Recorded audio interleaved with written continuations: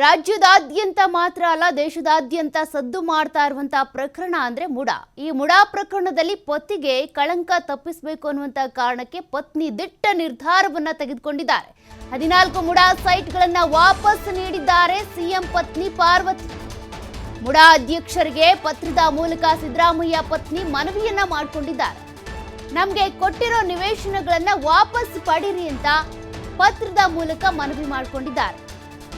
ನಾನು ಈ ಸಂಪತ್ತನ್ನ ಬಯಸಿಲ್ಲ, ಈ ಸೈಟ್ಗಳು ನಮಗೆ ತೃಣಕ್ಕೆ ಸಮ ಅಂತೇಳಿ ಪತ್ರದಲ್ಲಿ ಉಲ್ಲೇಖ ಮಾಡಿದ್ದಾರೆ. ನೋಡಿ, ಸಿದ್ದರಾಮಯ್ಯ ಅವರ ವಿರುದ್ಧ ಈಗ ಎಫ್ಐಆರ್ ದಾಖಲಾಗಿದೆ. ಜೊತೆಗೆ ಇಡಿ ಕೂಡ ಎಂಟ್ರಿ ಕೊಟ್ಟಿರೋದ್ರಿಂದ ECIR ಅನ್ನ ದಾಖಲು ಮಾಡಿಕೊಂಡಿದ್ದಾರೆ. ಹೀಗಾಗಿ ತನಿಖೆಯ ಕುಣಿಕೆ ಟೈಟ್ ಆಗ್ತಾ ಇದೆ. ಅಂದ್ರೆ ಇದಕ್ಕೆ ಸಂಬಂಧಪಟ್ಟಂತೆ ರಾಜ್ಯಪಾಲರೇನು ಅನುಮತಿ ಕೊಟ್ಟಿದ್ರಲ್ಲ, ಹೀಗಾಗಿ ಎಫ್ಐಆರ್ ದಾಖಲು ಮಾಡೋದ್ರ ಮೂಲಕ ಇನ್ನೇನು ತನಿಖೆ ಮಾಡಬಹುದು ಸಿದ್ದರಾಮಯ್ಯ ಅವರ ವಿರುದ್ಧ ಅನ್ನುವಂತ ಎಲ್ಲ ಸಿದ್ಧತೆಗಳು ಶುರುವಾಗ್ತಾ ಇದೆ. ಹೀಗಾಗಿ ಸಿದ್ದರಾಮಯ್ಯನವರ ವಿರುದ್ಧ ಬಂದಿರುವಂತ ಈ ಆರೋಪ, ಈ ಕಂಟಕ, ಇದೆಲ್ಲದರಿಂದ ಕೂಡ ಅವರು ಮುಕ್ತ ಆಗಬೇಕು ಅನ್ನುವಂತ ಕಾರಣಕ್ಕೆ ಸಿದ್ದರಾಮಯ್ಯನವರ ಪತ್ನಿ ಪಾರ್ವತಿಯವರು ದಿಟ್ಟ ನಿರ್ಧಾರವನ್ನ ತೆಗೆದುಕೊಂಡಿದ್ದಾರೆ. ಈ 14 ಸೈಟ್ಗಳೆಲ್ಲ ನಮಗೆ ತೃಣಕ್ಕೆ ಸಮಾನ ಆಗಿರುವಂತ ಈ ಸಂಪತ್ತು ಯಾವುದೂ ಕೂಡ ನಮಗೆ ಬೇಡ. ಮುಡಾ ಪ್ರಾಧಿಕಾರಕ್ಕೆ ಅಂದ್ರೆ ಮೈಸೂರಿನ ಅಭಿವೃದ್ಧಿ ಪ್ರಾಧಿಕಾರ ಏನಿದೆ ಅದಕ್ಕೆ ಪತ್ರವನ್ನ ಬರೆದಿದ್ದಾರೆ. ಪತ್ರದಲ್ಲಿ ಒಂದಷ್ಟು ಅಂಶಗಳನ್ನ ಕೂಡ ಉಲ್ಲೇಖ ಮಾಡಿದ್ದಾರೆ. ಏನು ಅಂಶಗಳನ್ನ ಉಲ್ಲೇಖ ಮಾಡಿದ್ದಾರೆ ಅದನ್ನು ಕೂಡ ನೋಡ್ತಾ ಹೋಗೋಣ. ನನ್ನ ಪತಿಯಾಗಿರುವಂತ ಹಾಗೂ ರಾಜ್ಯದ ಮುಖ್ಯಮಂತ್ರಿ ಆಗಿರುವಂತ ಸಿದ್ದರಾಮಯ್ಯನವರು ತಮ್ಮ 40 ವರ್ಷದ ಸುದೀರ್ಘ ರಾಜಕಾರಣದಲ್ಲಿ ಯಾವುದೇ ಸಣ್ಣ ಕಳಂಕವನ್ನು ಕೂಡ ಅಂಟಿಕೊಳ್ಳದೆ ಇರೋ ರೀತಿಯಾಗಿ ನೈತಿಕತೆಯನ್ನ ಕಾಪಾಡಿಕೊಂಡು ಬಂದಿದ್ದಾರೆ. ವ್ರತದಂತೆ ಪಾಲಿಸ್ಕೊಂಡು ಬಂದಿದ್ದಾರೆ. ರಾಜಕೀಯವೂ ಸೇರಿದಂತೆ ಸಾರ್ವಜನಿಕ ಜೀವನದಲ್ಲಿ ಕಾಣಿಸ್ಕೊಂಡು ಅವರಿಗೆ ಮುಜುಗರ ಉಂಟು ಮಾಡಬಾರದು ಎಂಬ ನಿರ್ಧಾರಕ್ಕೆ ಬದ್ಧಳಾಗಿ ನಾನು ಕೂಡ ಬದುಕ್ತಂತವಳು. ಹಾಗಾಗಿನೇ ಅವರೆಲ್ಲೂ ಕೂಡ ಸಾರ್ವಜನಿಕ ಜೀವನದಲ್ಲಿ ಕಾಣಿಸ್ಕೊಂಡಿಲ್ಲ, ವಿವಾದಕ್ಕೆ ಗುರಿಯಾಗಿಲ್ಲ, ಎಲ್ಲೂ ಕೂಡ ಕಾಂಟ್ರವರ್ಸಿ ಮಾಡಿಕೊಂಡಂಥ ವ್ಯಕ್ತಿನೇ ಅಲ್ಲ ಪಾರ್ವತಿ ಅವರು. ಹಾಗಾಗಿ ತಮ್ಮ ಪತಿಗೆ ಯಾವುದೇ ರೀತಿ ಕಳಂಕ ಬರಬಾರ್ದು ಅನ್ನುವಂಥ ಕಾರಣಕ್ಕೆ ಈ ಪತ್ರ ಬರೆದಿದ್ದಾರೆ. ನಾನೆಂದು ಮನೆ, ಆಸ್ತಿ, ಚಿನ್ನ, ಸಂಪತ್ತನ್ನು ಬಯಸಿದವಳಲ್ಲ. ಯಾವುದೇ ಕಾರಣಕ್ಕೂ ನನ್ನಿಂದ ಅವರ ರಾಜಕೀಯ ಜೀವನಕ್ಕೆ ಒಂದು ಸಣ್ಣ ಹನಿಯಷ್ಟು ಕೂಡ ಕಳಂಕ ತಟ್ಟಬಾರ್ದು. ಹೀಗಾಗಿ ಎಚ್ಚರಿಕೆಯಿಂದ ನಾನು ನಡ್ಕೊಂಡಿದ್ದೆ. ನನ್ನ ಪತಿಗೆ ರಾಜ್ಯದ ಜನತೆ ಹರಿಸುತ್ತಾ ಬಂದ ಪ್ರೀತಿ, ಅಭಿಮಾನಗಳನ್ನು ದೂರದಿಂದಾನೇ ಕಂಡು ಸಂತೋಷ ಮತ್ತು ಹೆಮ್ಮೆ ಪಟ್ಟವಳು ನಾನು. ಹೀಗಿದ್ರೂ ಕೂಡ ಮೈಸೂರಿನ ಮುಡಾ ನಿವೇಶನಕ್ಕೆ ಸಂಬಂಧಪಟ್ಟಂತೆ ಕೇಳಿಬಂದ ಆರೋಪಗಳಿಂದ ನಾನು ಘಾಸಿಗೊಂಡ್ಬಿಟ್ಟಿದ್ದೇನೆ. ನನ್ನ ಸ್ವಂತ ಸೋದರ ಅರಿಶಿನ ಕುಂಕುಮದ ಭಾಗವಾಗಿ ಕೊಟ್ಟಂತ ಜಮೀನಿನ ಬಾಬ್ತು ಪಡೆದ ನಿವೇಶನಗಳು ಇಷ್ಟೊಂದು ರಾದ್ಧಾಂತ ಆಗುತ್ತೆ ಅಂತ ಗೊತ್ತಿರಲಿಲ್ಲ. ಈಗ ರಾದ್ಧಾಂತ ಆಗ್ಬಿಟ್ಟಿದೆ. ಹೀಗಾಗಿ ನನ್ನ ಪತಿಯವರು ಅನ್ಯಾಯವಾಗಿ ಆರೋಪಗಳನ್ನು ಎದುರಿಸಬೇಕಾಯಿತು. ಇದನ್ನು ನಾನು ಗಮನಿಸಿದ್ದೀನಿ. ಈ ರೀತಿ ಊಹೆ ಕೂಡ ಮಾಡಿರಲಿಲ್ಲ ಇಷ್ಟೆಲ್ಲ ರಾದ್ಧಾಂತ ಆಗುತ್ತೆ ಅಂತ.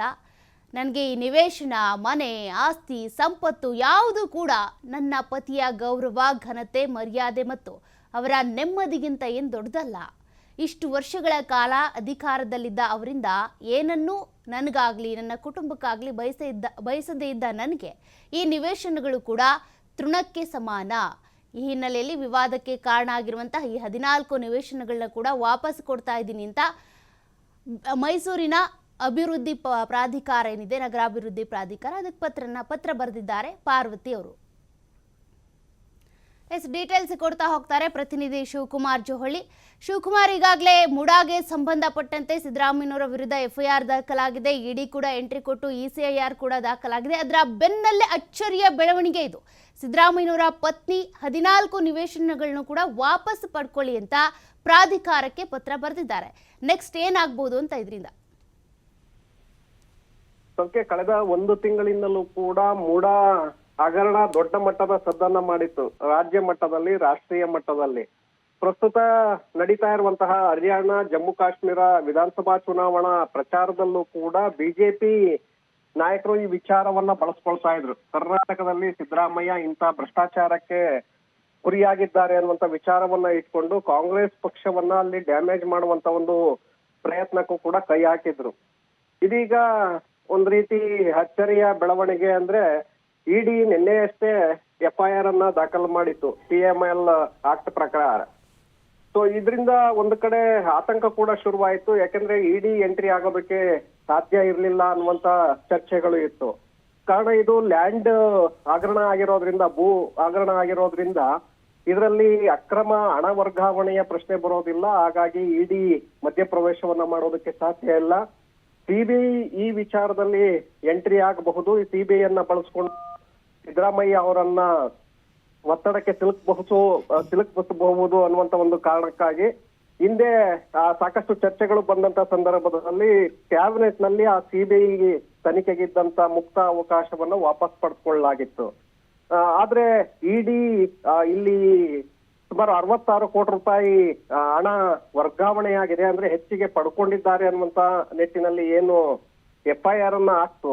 ಇದರಿಂದ ಒಂದು ಕಡೆ ಆತಂಕ ಕೂಡ ಶುರುವಾಯಿತು. ಹಾಗಾಗಿ ನಿನ್ನೆ ತರಾತುರಿಯಲ್ಲಿ ಮುಖ್ಯಮಂತ್ರಿಗಳ ನಿವಾಸದಲ್ಲಿ ಸಭೆ ನಡೆಯುತ್ತೆ. ಸಭೆಯಲ್ಲಿ ಗಂಭೀರವಾಗಿ ಚರ್ಚೆ ಆಗತ್ತೆ. ನಂತರ ಕಾನೂನು ಸಚಿವರಾಗಿರುವಂತ HK ಪಾಟೀಲ್ ಹಾಗೆ ಸಚಿವರಾಗಿರುವಂತ ಕೃಷ್ಣ ಬೈರೇಗೌಡ, HC ಮಹದೇವಪ್ಪ ಸೇರಿದಂತೆ ಸಿದ್ದರಾಮಯ್ಯ ಆಪ್ತ ಬಳಗದಲ್ಲಿ ಗುರುತಿಸಿಕೊಂಡಂತ ಸಚಿವರು ಸಿದ್ದರಾಮಯ್ಯ ಅವರಿಗೆ ಸಲಹೆಗಳನ್ನ ಕೊಡ್ತಾರೆ. ಇಲ್ಲಿಯವರೆಗೆ ನೀವು ಸುದೀರ್ಘವಾಗಿ 40 ವರ್ಷಗಳ ರಾಜಕಾರಣವನ್ನ ಮಾಡಿದ್ದೀರಿ, ಹಾಗಾಗಿ ಈ ಒಂದು ಅಪವಾದವನ್ನು ಒಪ್ಕೊಳ್ಳೋದು ಬೇಡ, ಆ ನಿವೇಶನಗಳನ್ನ ವಾಪಸ್ ಕೊಟ್ಬಿಡಿ ಅನ್ನುವಂತ ಒಂದು ಸಲಹೆಯನ್ನ ಕೊಡ್ತಾರೆ. ಕಪಿಲ್ ಸಿಬಲ್ ಮತ್ತೆ ಅಭಿಷೇಕ್ ಮನು ಸಿಂಘಿ ಅವರಿಗೂ ಕೂಡ ದೂರವಾಣಿ ಮೂಲಕ ಈ ಒಂದು ವಿಚಾರವನ್ನ ಪ್ರಸ್ತಾಪ ಮಾಡ್ತಾರೆ ಸಿದ್ದರಾಮಯ್ಯ. ಅಲ್ಲಿಂದಲೂ ಕೂಡ ಅದೇ ರೀತಿಯಾದಂತ ಸಲಹೆಗಳು ಬರುತ್ತೆ. ಹೈಕಮಾಂಡ್ ನಿಂದಲೂ ಕೂಡ ಒಂದು ಸೂಚನೆ ಬರುತ್ತೆ. ಆ ಹಿನ್ನೆಲೆಯಲ್ಲಿ ತಮ್ಮ ಪತ್ನಿಯ ಮೂಲಕ ಮೂಡಾ ಸೈಟ್ ಗಳನ್ನ ಈಗ ವಾಪಸ್ ಮಾಡಿದ್ದಾರೆ ಸೌಖ್ಯ.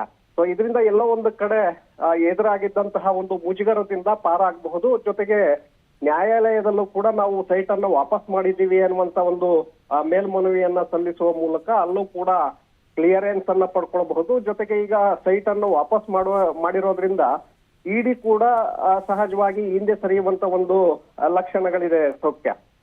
Okay, thank you Shivu ಡೀಟೇಲ್ಸ್ಗೆ.